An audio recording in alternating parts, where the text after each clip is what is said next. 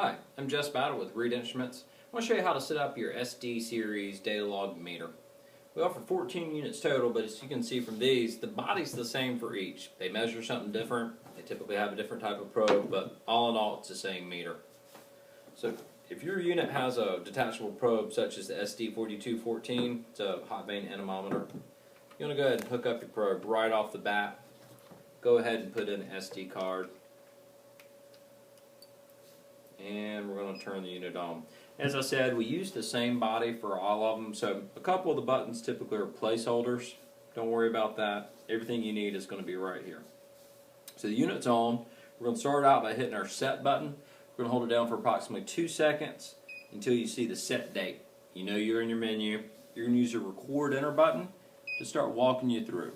So here it's set up for 2012. Let's change it to 2013. Enter button, it's going to take us to the month, it's going to take us to the date.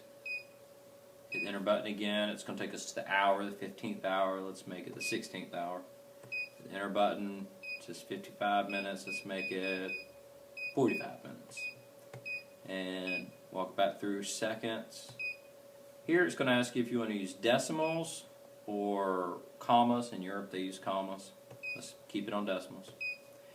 Power off function, that just shuts it off over a certain period of time. Let's turn that off. Enter button again. Do you want to turn that beep noise off or leave it on? It's kind of nice to know you're walking through the menu properly. Hit enter again. This unit takes a thermocouple probe, so it's asking me, do you want to be a type K or a type J? I have a type K probe, so I'm going to keep it on that. Hit the enter button one more time. It's going to ask me if I want to be on Fahrenheit or Celsius. Let's leave it on Fahrenheit. Hit the enter button.